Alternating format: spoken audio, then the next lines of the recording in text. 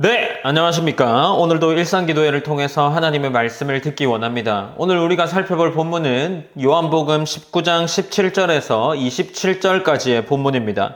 앞선 본문에서 예수님은 죄가 없음에도 불구하고 결국 십자가형에 넘겨지게 되었습니다. 빌라도는 반복해서 예수님을 향해 죄가 없다라고 말을 했지만 사람들은 끝내 이 예수님을 십자가에 못 박기를 원했죠. 예수님은 그 길로 나아가셨습니다. 이제 오늘 본문에서는 그 십자가의 현장과 그 자리에서 드러나는 예수님의 모습이 기록되어 있습니다. 이 장면은 예수님이 죽임을 당하셨다는 것과 그 죽음이 어떤 의미를 가지는 죽음인지를 우리에게 드러내주고 있습니다. 본문 19장 17절은 이렇게 기록하고 있습니다. 그들이 예수를 맡음에 예수께서 자기의 십자가를 지시고 해골, 히브리 말로 골고다이라 하는 곳에 나가시니라고 기록을 합니다. 예수님은 자기의 십자가를 지시고 골고다라 하는 곳으로 나아가십니다. 요한은 이 장면을 짧게 기록하지만 중요한 의미를 담고 있다고 할 수 있겠죠.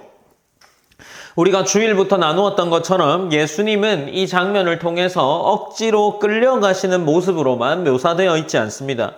오히려 자기의 십자가를 지시고 직접 나아가는 분으로 이 본문이 묘사하고 있죠. 그러니 지금 예수님께서 이 길을 피하지 않으시고 의지적으로 이 십자가의 길을 받아들이고 있다는 것을 우리에게 보여주고 있습니다. 그러니 십자가는 예수님에게 닥쳐 있는 비극이 아니라 예수님께서 아버지의 뜻을 순종하시는 이 순종의 길임을 보여주고 있는 겁니다.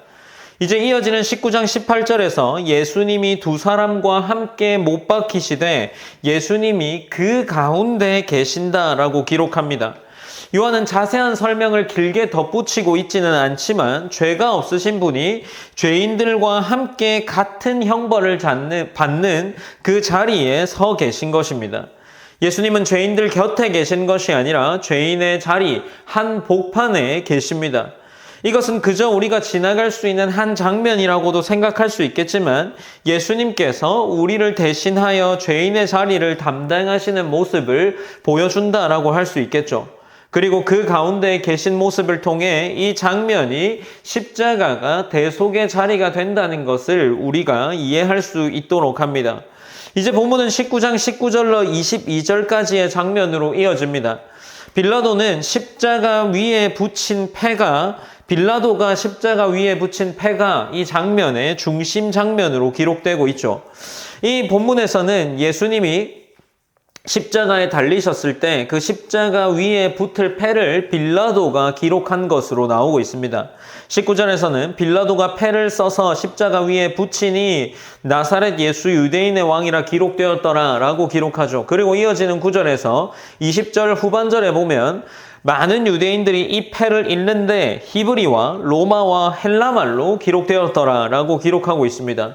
그러니까 지금 이 히브리어와 로마어와 헬라어로 기록됐다는 것은 많은 사람들이 이 인물이 누구인지를 알 수 있게 되었다는 거죠. 유대인 대제사장들은 이 표현을 불편하게 여겨서 자칭 유대인의 왕이라고 쓰라고 요구합니다. 그러나 빌라도는 내가 쓸 것을 썼다라고 이야기하면서 이 장면이 넘어가고 있죠. 이 장면은 꽤 아이러니합니다. 빌라도는 조롱과 정치적 의도로 이 패를 붙였다라고도 할 수 있겠지만 결과적으로 이 패에 붙은 예수님에 대한 유대인의 왕이라는 것에 대한 이 말로 인해서 예수님의 정체가 널리 알려지는 도구가 되죠.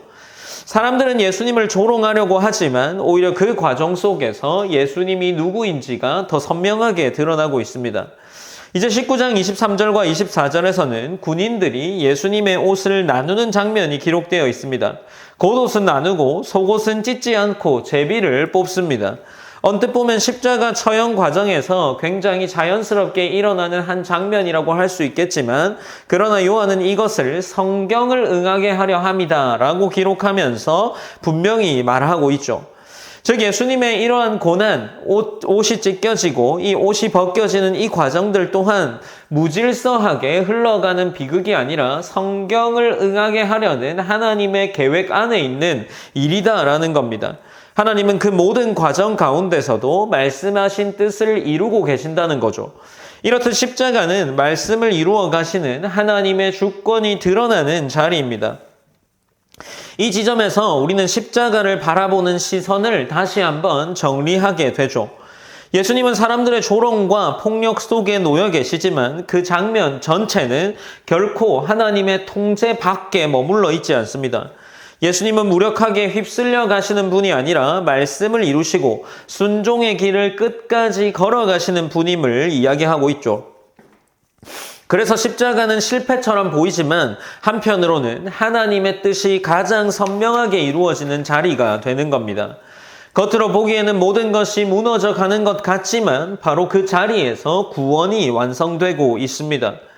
이제 19장 25절부터 다시 한번 분위기가 조금 달라져 보입니다. 십자가 가까이에서 예수님의 어머니와 이모, 글로바의 아내 마리아와 막달라 마리아가 서 있다는 것을 기록하죠. 그리고 이 여인들 옆에는 26절에서 예수께서 사랑하는 제자들도 함께 있다라고 이야기를 합니다. 모두가 떠나는 것처럼 보이는 자리에도 예수님 곁을 지키고 있는 사람들이 있었습니다. 예수님은 극심한 고통 가운데 있었겠죠. 그 고통 가운데서도 그들을 향해 시선을 두고 있습니다. 예수님은 자신의 고통에만 잠기지 않으시고 남겨질 사람들을 향해서 말씀하시는데 여자여 보소서 아들이니이다 라고 이야기하면서 자신의 어머니에게 이야기를 하고 또한 제자들을 향해서 자신의 어머니를 보라고 이야기하며 보라 내 어머니라 라고 이야기를 합니다. 예수님께서 이 말씀을 볼 때 예수님께서 어머니를 실제로 돌보게 하시는 사랑의 배려가 있을 것이다 라고 이야기를 하지만 우리는 이 본문보다 한편으로 더 중심으로 보아야 할 것은 동시에 이 말씀이 예수님을 중심으로 새로운 관계가 세워지고 있는 구절이 기록되어 있기 때문입니다. 오늘 본문 27절에 보면 또 그 제자에게 이르시되 보라 내 어머니라 하신대 그때부터 그 제자가 자기 집에 모시니라 라고 기록을 합니다. 예수님의 말씀은 감동적인 말로 끝나지 않고 이러한 일을 통해서 실제의 삶의 책임과 순종으로 이어집니다. 십자가는 사람을 흩어지게만 한 사건이 아니라 오히려 이 말씀을 볼 때 예수님 중심으로 해서 새로운 가족과 공동체가 세워지는 사건이 된다는 거죠. 혈연만이 아니라 예수님을 중심으로 맺어지는 새로운 관계가 시작되는 것을 오늘 본문이 이야기하고 있습니다. 이런 점에서 십자가는 우리에게 개인의 구원뿐만 아니라 새로운 백성 공동체의 출발점이 되는 사건임을 이 본문이 보여주기도 합니다. 요한복음 19장 17절에서 27절까지의 말씀은 예수님의 십자가가 어떤 자리인지를 보여주죠. 그곳은 고통과 모욕의 자리입니다. 동시에 예수님의 순종이 가장 분명하게 드러나는 자리이기도 하죠. 또한 그곳은 사람들의 악함이 드러나는 자리이지만 동시에 하나님의 말씀이 성취되는 자리입니다. 그것은 모든 것이 끝나는 자리처럼 보이지만 실제로는 구원 사역이 이루어지고 새로운 공동체가 시작되는 자리입니다. 그래서 우리는 십자가를 슬픈 장면으로만 보아서는 안 됩니다. 그 십자가는 예수님께서 우리의 죄를 대신 지시고 끝까지 순종하신 자리이며 우리에게 구원의 길을 여신 자리입니다.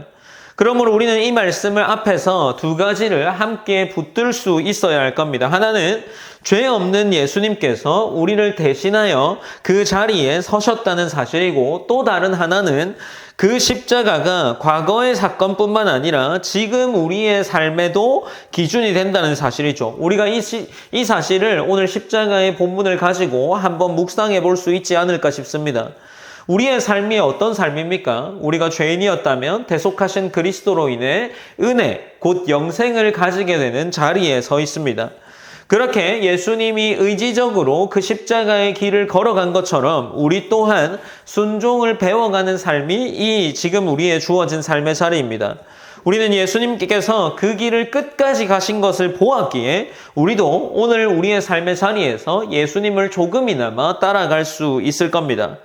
우리가 오늘 본문을 통해서 이렇게 기도하기를 원합니다. 벌써 목요일입니다. 오늘 목요일 가운데에 죄 없으신 예수님께서 나를 대신하여 십자가의 길을 끝까지 걸어가셨음을 깨닫고 그 은혜 앞에 감사하며 나아가기를 기도했으면 좋겠습니다. 그리고 고난과 어려움 속에도 하나님의 뜻에 끝까지 순종하신 예수님을 바라보면서 우리도 날마다 십자가를 붙들고 우리 나름의 순종의 길을 걸어갈 수 있기를 기도했으면 좋겠습니다. 제가 기도함으로 오늘 일상기도회를 마무리하겠습니다.